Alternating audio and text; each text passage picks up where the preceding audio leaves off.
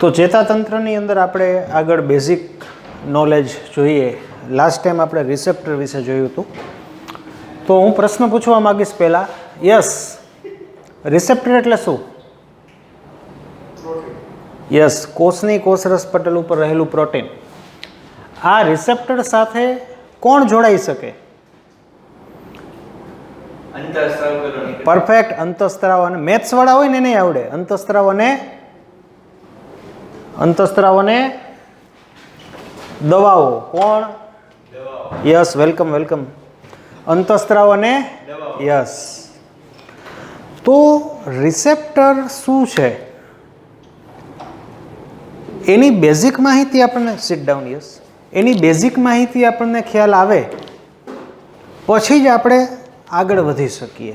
તો હવે જુઓ, તો લાસ્ટ સેશનમાં મેં તમને કીધું કે આ ચેતાકોષ છે અને શું કહેવાય? ચેતાંત કહેવાય. શું કહેવાય? ચેતાંત. ધારો કે આ ચામડી છે, અહીંયા આપણે અડી છીએ તો એની નીચે રહેલી સંવેદી ચેતા ઉત્તેજિત થાય, તો આ ચેતાકોષ ઉત્તેજિત થાય, તો આ ચેતાકોષના ચેતાંતમાંથી કોનો સ્ત્રાવ થાય? યસ, ન્યુરોટ્રાન્સમીટર, જેને ગુજરાતીમાં શું કહેવાય? ચેતાપ્રેષક દ્રવ્ય. બરાબર. તો અહીંથી આ ચેતાપ્રેષક દ્રવ્યનો સ્ત્રાવ થાય. આ ચેતાપ્રેષક દ્રવ્ય હવે ક્યાં બેસે? યસ, એની નીચે રહેલો જે ચેતાકોષ છે એના આ બોલો જોઈએ, આ શું દોર્યું? આ કયા તંતુ કહેવાય? હા, મેથ્સ વાળા નહીં આવડે એટલું સિમ્પલ છે. તો અહીંથી જે આ રસાયણ નીકળે છે તે એના પછી રહેલો ચેતાકોષ એના આ શિખાતંતુ એટલે કે કોષરસ પટલ એની સપાટી ઉપર રહેલા રિસેપ્ટર ઉપર બેસે. કોણ? ચેતાપ્રેષક દ્રવ્ય. એટલે આ ચેતાકોષ શું થાય? સક્રિય થાય. રેડી? તો આપણે આવી સિક્વન્સ બાય સિક્વન્સ જોયું. વળી પાછું આ ચેતાકોષ સક્રિય થાય, ચેતાંતમાંથી ચેતાપ્રેષક દ્રવ્યનો સ્ત્રાવ થાય જે એની નીચે રહેલા ચેતાકોષની સપાટી ઉપર રિસેપ્ટર ઉપર બેસે એટલે આ ચેતાકોષ. ફાઇનલી આ ચેતા સંવેદી ચેતા ક્યાં જાય? યસ, મગજમાં જાય. જ્યારે ચાલક ચેતા ક્યાંથી નીકળે? મગજમાંથી નીકળે અને ક્યાં? સ્નાયુમાં અંત પામે. રેડી? તો આપણે ચાલક ચેતા જે મગજમાંથી નીકળે છે, સ્નાયુમાં અંત પામે છે, 108મી વખત હું બોલું છું ત્યારે 109મી વખત મગજમાં બેસશે. તો સ્નાયુના મૂળ 3 પ્રકાર, જેમાં આપણે જોયું એક રેખિત સ્નાયુ. જો હવે આ રેખિત સ્નાયુ હું દોરું છું. આ રેખિત સ્નાયુ, રેખિત સ્નાયુ કોષ, સ્નાયુનો કોષ દોર્યો છે, આખે આખો સ્નાયુ નથી દોર્યો. પછી સ્નાયુમાં કઈ ચેતા અંત પામે? ચાલક ચેતા. કઈ? ચાલક ચેતા. આ દોરું છું અરેખિત સ્નાયુ કોષ. મિત્રો અઘરું છે પણ આ જ પાયો છે. આ આવડશે પછી જ ચાલુ થાય. અરેખિત સ્નાયુ કોષ. ત્રીજો સ્નાયુ કોષ કયો બાકી રહ્યો? હૃદ સ્નાયુ કોષ. હૃદયની દિવાલમાં રહેલા સ્નાયુ કોષ, હૃદ સ્નાયુ. મીન્સ કે આ ત્રણેય અલગ અલગ પ્રકારના સ્નાયુ છે, જેમાં આપણે જોયું કે જે રેખિત સ્નાયુ છે એનું બીજું નામ હતું કંકાલ સ્નાયુ, અથવા તો આપણું કંકાલ, અસ્થિની આસપાસ રહેલા સ્નાયુ કે જે આપણી ઈચ્છા મુજબ કાર્ય કરે.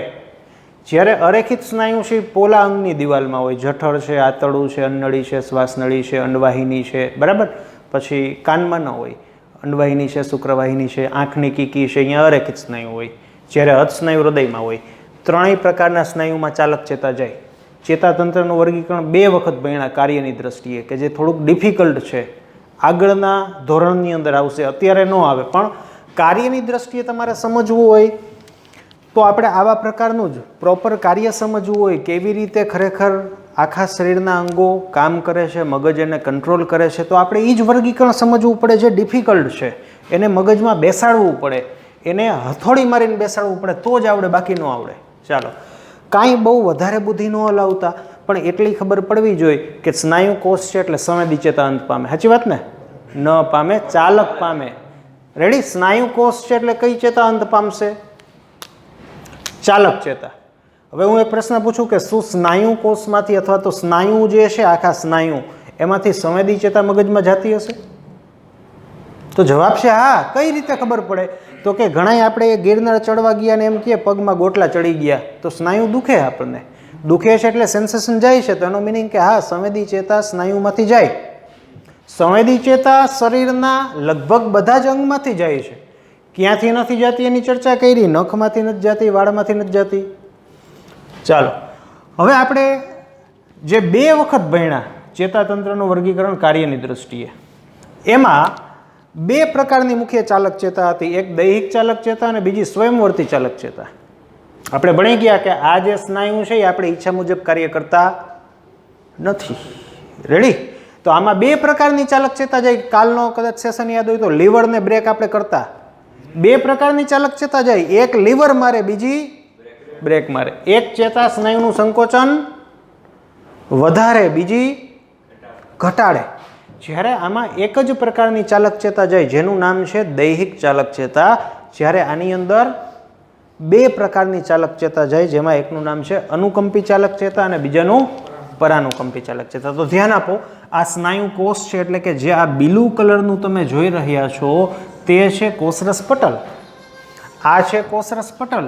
કોષરસ પટલ. તો કોષરસ પટલ, કોષની સપાટી ઉપર આપણને શું જોવા મળે? રિસેપ્ટર.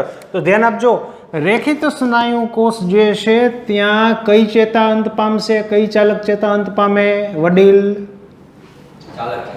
ચાલક નહીં, હવે ડિટેલમાં તમે જોવો, નામ બોલો. દૈહિક ચાલક ચેતા. કઈ? દૈહિક ચાલક ચેતા. દૈહિક ચાલક ચેતા ક્યાંથી નીકળી હતી? મગજમાંથી. ક્યાં અંત પામી? રેખિત સ્નાયુ કોષમાં. રેડી? તો આ ચેતા સક્રિય થાય તો આના ચેતાંતમાંથી કોનો સ્ત્રાવ થાય? હમણાં જ બોલ્યા તો બોલો બોલો. કોનો સ્ત્રાવ થાય? ચેતાપ્રેષક દ્રવ્ય. કોનો? ન્યુરો ટ્રાન્સમીટર ચેતાપ્રેષક દ્રવ્યનો. રેડી? તો જોજો, હવે મહત્વનું આવે છે કે રેખિત સ્નાયુ કોષની સપાટી ઉપર આપણને રિસેપ્ટર જોવા મળે. શું જોવા મળે? રિસેપ્ટર. રિસેપ્ટર વિશે જોયું હતું કાલે કે રિસેપ્ટર છે એ સ્પેસિફિક હોય, ચોક્કસ અણુ જ ચોક્કસ રિસેપ્ટર સાથે જોડાય. જેમ કે આપણે જોયું હતું કે ગ્રોથ હોર્મોન્સ છે તો એ ગ્રોથ હોર્મોન્સ રિસેપ્ટર સાથે જોડાતું. થાઇરોઇડ સ્ટિમ્યુલેટિંગ હોર્મોન્સ રિસેપ્ટર સાથે થાઇરોઇડ સ્ટિમ્યુલેટિંગ હોર્મોન્સ જ જોડાય. બરાબર? તો આ રિસેપ્ટર છે. આ રિસેપ્ટરનું નામ છે એસિટાઇલ કોલિન રિસેપ્ટર. શું છે? એસીએચ એટલે એસિટાઇલ કોલિન.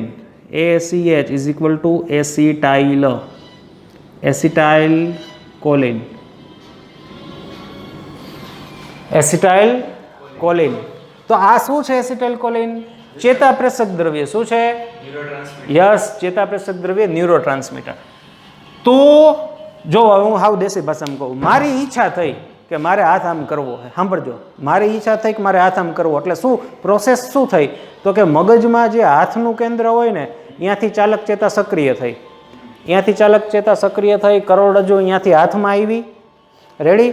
અને હાથની અંદર જે ચાલક ચેતા છે એના ચેતાંતમાંથી ચેતાપ્રેષક દ્રવ્ય નામઃ એસિટાઇલ કોલિનનો સ્ત્રાવ થયો. કોનો?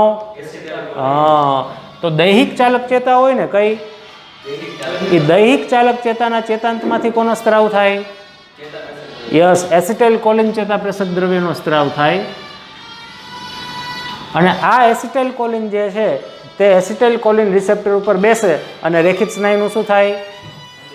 સંકોચન થાય. સમજાણું તમને? રેડી? કાંઈ ક્વેરી? જુઓ, જંતુનાશક દવા પીવાથી શું થાય? સાપ કરડે તો શું થાય? વગેરે વગેરે જેવી બાબત આપણને હવે અરેખિત સ્નાયુ જે છે એની વાત ક્લિયર કરશો એટલે ઓટોમેટિકલી મગજમાં બેસશે. ચાલો જુઓ, પહેલાં તમે મને કહો કે અરેખિત સ્નાયુ છે. હાલો, મેં આ શું શીખડાવ્યું? મેં એટલું શીખડાવ્યું કે જે રેખિત સ્નાયુઓ છે, હાથ, પગ, ગરદન, આંખના ડોળા, જે આપણી ઈચ્છા મુજબ ચાલે, કમર, રેડી? આ બધાય જગ્યાએ દૈહિક ચાલક ચેતા આવે. હવે મને એમ થયું પગ આમ કરવો છે. રેડી? તો આ પગ આમ ઉપર થાય તો એમાં શું પ્રોસેસ થઈ કે પગનું જે કેન્દ્ર હતું ત્યાંથી જે ચાલક ચેતા એ સક્રિય થઈ અને ઘણા બધા ચેતાકોષો ફાઇનલી જેને કહેવાય કે પગના સ્નાયુ છે અહીંયા ચાલક ચેતામાંથી કોનો સ્ત્રાવ થયો? Acetyl choline. એ ક્યાં બેઠું? આનું શું થયું? શું તમે જવાબ આપી શકો કે હું એસિટાઇલ કોલિનનું ઇન્જેક્શન આપું તો કોનું સંકોચન થાય? યસ. શું હૃદયનું? નહીં, હૃદયમાં તો પાછા લોચા પડશે. ચાલો, આટલી ખબર પડી ને? એસિટાઇલ કોલિનનું ઇન્જેક્શન આપવામાં આવે તો કોનું સંકોચન થશે? રેખિત સ્નાયુનું. રેડી? ચાલો, હવે આ બાજુ ધ્યાન સ્ટુડન્ટ્સ. અરેખિત સ્નાયુ કોષ જે છે, અરેખિત સ્નાયુ, એની અંદર કેટલા પ્રકારની ચેતા અંત પામે? બે પ્રકારની ચેતા અંત પામે, જેમાં એક કોનું કામ કરે? લીવર, બીજું બ્રેક. તો જુઓ, મગજમાંથી આ એક પ્રકારની ચેતા આવી, આ બીજા પ્રકારની ચેતા આવી, સંવેદી ચેતા ને? તો હા, ચાલક ચેતા. રેડી? એમાં એકનું નામ શું છે? અનુકંપી ચાલક ચેતા. કેવું? અનુકંપી ચાલક ચેતા. અનુકંપી ચાલક ચેતા હાથમાં હોય? ન હોય. હાથમાં કયા સ્નાયુ હોય? રેખિત સ્નાયુમાં આવતી ચાલક ચેતાને શું કહેવાય? દૈહિક ચાલક ચેતા. Yes, perfect. રેડી? જો તમારું આ સ્ટાર્ટિંગ છે, આજે 12th નો વિદ્યાર્થી હોય ને તો એને કંઈ કહેવાની, એને હું એમ કહું એડ્રીનાલિનનું ઇન્જેક્શન આપતા શું થાય, તો એ આખું બોડીમાં એને ખબર પડી જાય કે હાથમાં થાય, હૃદયમાં થાય, જઠરમાં થાય. આ હજી શરૂઆત છે, એટલે મગજમાં બેસતા જ વાર લાગે. ચાલો જુઓ, તો આ કઈ ચેતા હશે? પરાનુકંપી ચાલક ચેતા. રેડી? તમને પ્રશ્ન થાય કે બે ચેતા જાય છે, તેમાંથી ચાલુ કઈ હોય? પરાનુકંપી કે અનુકંપી? તો કે બેમાંથી કોઈ પણ એક જ ચાલુ હોય. હવે હાવ દેશી ભાષામાં તમને કદાચ એટલી તો ખબર પડતી જ હોય કે આપણે લડોયા ભાગો એવું આવતું, લડોયા ભાગો પરિસ્થિતિમાં અનુકંપી સિસ્ટમ એક્ટિવેટ થાય. તો એવી ઇમરજન્સી કન્ડિશન હોય, ધારો કે તમે બેઠા છો બધાય અને અત્યારે ભૂકંપ આવે કે ગરોળી નીકળે ને અથવા તો સાપ નીકળે કે એવું કંઈ થાય, તો જે ઇમરજન્સી કન્ડિશન આવે ને તો આપણા શરીરમાં બધી અનુકંપી ચેતા એક્ટિવેટ થાય. નોર્મલ પરિસ્થિતિમાં બેઠા હોય આપણે તો પરાનુકંપી. તમે અત્યારે નોર્મલ પરિસ્થિતિમાં બેઠા છો તો તમારી અંદર પરાનુકંપી ચાલક ચેતાઓ બધે એક્ટિવ હોય. ચાલો, એ તો આપણે અનુકંપી પરાનુકંપી તંત્ર ભણીએ એટલે ખ્યાલ આવી જશે. આટલું મગજમાં રાખો. અરેખિત સ્નાયુમાં બે પ્રકારની ચાલક ચેતા જાય. રેડી? હવે સાંભળો. તો અરેખિત સ્નાયુ કોષ જે છે એમાં એની સપાટી ઉપર આપણને બે પ્રકારના રિસેપ્ટર જોવા મળે. કેટલા પ્રકારના? બે પ્રકારના. રેડી? એકને હું કહીશ એડ્રીનર્જિક રિસેપ્ટર. કેવું? એડ્રીનર્જિક રિસેપ્ટર. અને બીજું આમ તો મેડિકલની ભાષામાં કોલિનર્જિક રિસેપ્ટર કહેવાય, પણ આપણે એવું બધું નથી બોલવું, આપણે એસિટાઇલ કોલિન રિસેપ્ટર બોલશું ખાલી. હવે પરાનુકંપી ચાલક ચેતા છે, એના ચેતાંતમાંથી કોનો સ્ત્રાવ થાય? ચેતાપ્રેષક દ્રવ્ય. નામ? Acetylcholine. Very good. ઈ આની હારે જોડાય એટલે આનું શું થાય? સંકોચન. પણ અનુકંપી ચેતા જો સક્રિય થાય તો અનુકંપી ચેતા હોય એનું જે ચેતાંત છે એના ચેતાંતમાંથી ચેતાપ્રેષક દ્રવ્ય તરીકે કોનો સ્ત્રાવ થાય? પરફેક્ટ. ભલે એડ્રીનોલોજી બોલ્યા પણ એડ્રીનાલિન આવશે. શું આવશે? એડ્રીનાલિન. એડીઆર. રેડી? હવે હું તમને પ્રશ્ન પૂછું, ધ્યાન આપો, બહુ સિમ્પલ છે. એડ્રીનાલિનનું રમેશભાઈને ઇન્જેક્શન આપતા હાથ ધ્રુજશે? ન ધ્રુજે. કેમ? તો કે એડ્રીનાલિન છે એ રુધિર મારફતે એડ્રીનર્જિક રિસેપ્ટર ઉપર બેસે. એડ્રીનર્જિક રિસેપ્ટર રેખિત સ્નાયુમાં ન હોય, આમાં હોય. સમજ્યા સાહેબ? કાલ ભણ્યા કે નિકોટિન લો ડોઝમાં એડ્રીનર્જિક રિસેપ્ટર એગોનિસ્ટ છે, એટલે ઓછા પ્રમાણમાં નિકોટિન લેવામાં આવે તો એ ક્યાં બેસે? અહીંયા બેસે ને. રેડી? અને હાઈ ડોઝમાં આજે ઘણા લોકોને તમે જોયું હોય સિગરેટ પીતા હોય કે તમાકુ વધારે પ્રમાણમાં લેવાય તો ધ્રુજારે. તો એનો મિનિંગ શું છે કે એ નિકોટિન એને કેવા ડોઝમાં વયું ગયું? હાઈ ડોઝમાં નિકોટિન છે એ એસિટાઇલ કોલિન રિસેપ્ટર એગોનિસ્ટ હતું, તો એ સાહેબ અહીંયા બેસે. અહીંયા બેસે ને. આમાં રેખિત સ્નાયુ એસિટાઇલ કોલિન રિસેપ્ટર. રેડી? તો આ તો હાથ પગમાં હોય ને, ધ્રુજારી ઉપડે ને. રેડી ને?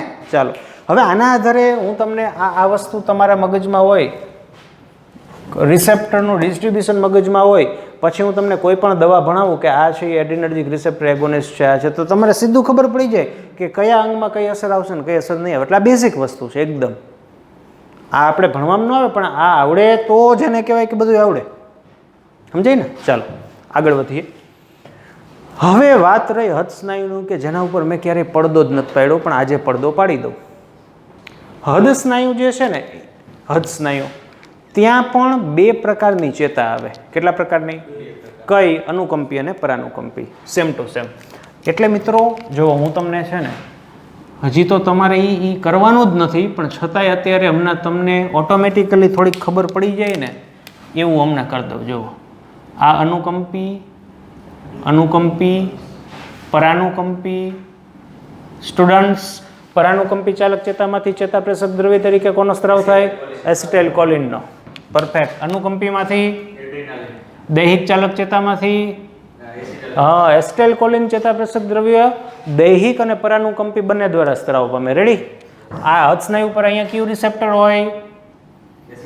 Acetyl choline receptor. અહીંયા કયું હોય? એડ્રીનર્જિક રિસેપ્ટર હોય. હા કે ના? હવે સાંભળજો, આટલું મગજમાં રાખો. હું તમને એક વસ્તુ આપું છું, જુઓ. નંબર 1, એસિટાઇલ કોલિનનું ઇન્જેક્શન રમેશભાઈને આપતા. રેડી? ચાલો બોલો, હાથનું શું થાય ભાઈ? સંકોચન થાય હાથમાં? હા કે ના?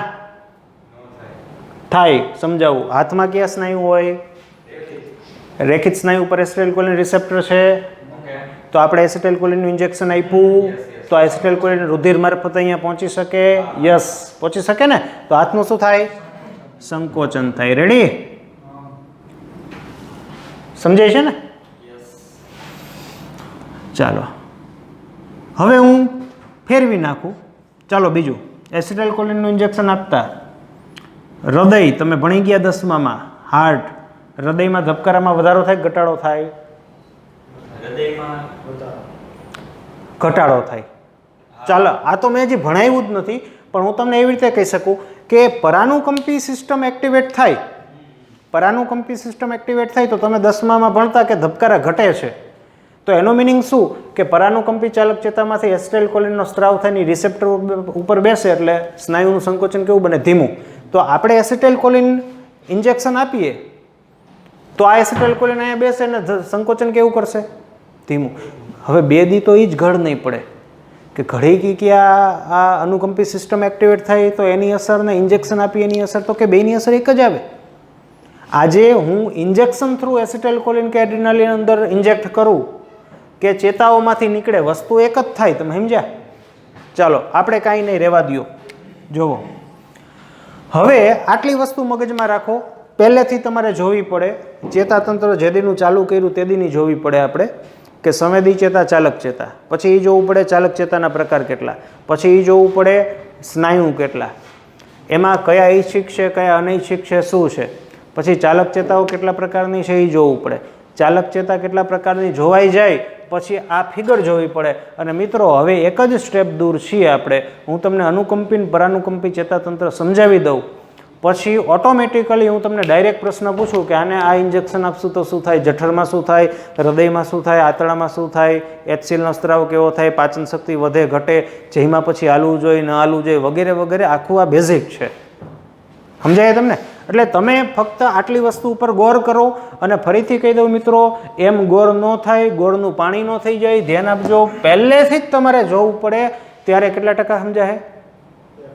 50%. 1% નહીં, 50%. કેટલું? રેડી? પછી ધીમે ધીમે સ્ટેપ બાય સ્ટેપ, કારણ કે આ હજી આ મગજમાં જ આવું તમે ભણ્યા જ નથી કોઈ દી. સમજે? યસ. એટલે હું પહેલેથી જ કહું છું કે 3 મહિને તો એ ઘડ પડશે તમને આખી. હો, આ નહીં, આ તો ઘડ પાડવી પડશે, ન કાંઈ ઘડ ન પડે. સમજ્યા વાત ને? એટલે આ એકદમ બેઝિક છે. અને આ આવડી ગયા પછી આ ખૂબ ઇન્ટરેસ્ટિંગ પણ એટલું જ છે. સમજ્યા તમે? તો આ વસ્તુ મગજમાં રાખો. ફરીથી આવતા સેશનની અંદર આ પ્લસ આનાથી આગળ એક્સ્ટ્રા ભણીશું આપણે.